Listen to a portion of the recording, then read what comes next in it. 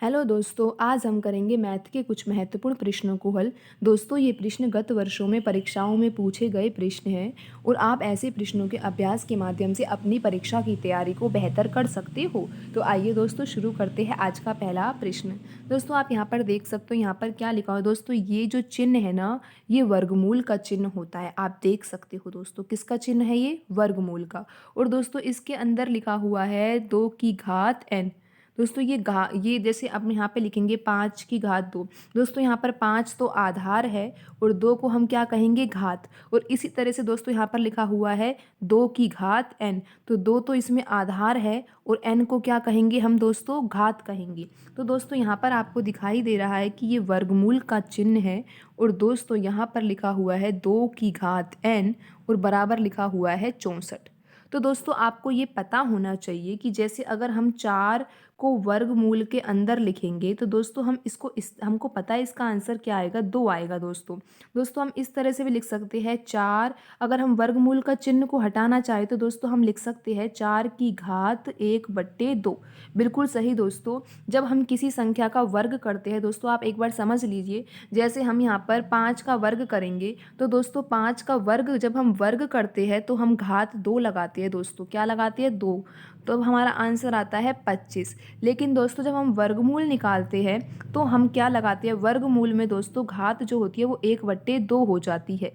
यही दोस्तों अब हम आपको यहाँ पर समझाने का प्रयास कर रहे हैं कि यहाँ पर जो वर्गमूल लगा हुआ है, जैसे यहाँ पर दे रखा है 2 की घात n और इसके वर्गमूल का चिन्ह बना हुआ है। तो दोस्तों अब आप वर्गमूल के चिन्ह को हटा सकते हो और आप ये लिख सकते हो 2 की घात n/2। बिल्कुल सही दोस्तों। आप क्या लिख सकते हो? 2 की घात n/2 और दोस्तों बराबर में लिखा हुआ है 64।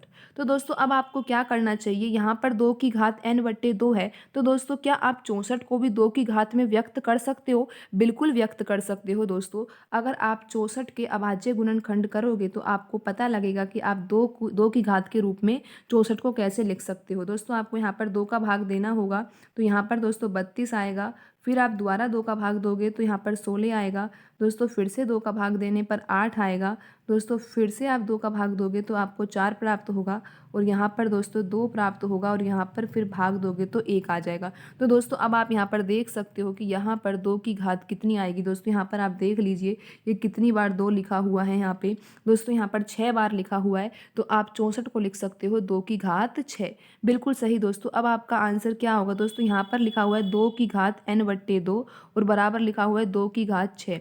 दोस्तों अब आप यहाँ पर देख सकते हो बीच में बराबर का चिन्ह है और यहाँ पर जो आधार है वो समान है तो दोस्तों घातें भी क्या होगी? समान होगी। तो दोस्तों जब आप n/2 बराबर 6 लिखोगे यहाँ पे, क्योंकि दोस्तों आप देख सकते हो कि यहाँ पर जो बायां पक्ष है उसमें घात जो है वो n/2 है और दाएं पक्ष में जो घात है वो 6 है। दोस्तों जब यहाँ पर आधार बराबर है तो घातें भी क्या होगी? बराबर। तो दोस्तों अब आपका यहाँ पर क्या बराबर है दोस्तों? n/2 बराबर क्या आ गया? 6 आ गया। दोस्तों अब आप इस सवाल को कैसे हल करोगे? दोस्तों आप यहाँ पर 1 लगाओ और यहाँ पर कर दो वज्र गुणन। दोस्तों वज्र गुणन करोगे तो n का गुणा 1 से होगा और 2 का गुणा 6 से होगा। दोस्तों n का गुणा 1 से होगा और 2 का गुणा 6 से होगा तो दोस्तों यहाँ पर तो n ही आ जाएगा और यहाँ पे आ जाएगा 12। बिल्कुल सही दोस्तों। आपका n का मान क्या आ जाएगा? 12 आ जाएगा। और आप देख सकते हो कि जो ऑप्शन है उनमें ऑप्शन 4 में 12 ही दिया हो गया है और दोस्तों यही आपका सही आंसर होगा। तो दोस्तों आज की वीडियो में इतना ही। मिलते हैं अगली वीडियो में। धन्यवाद दोस्तों।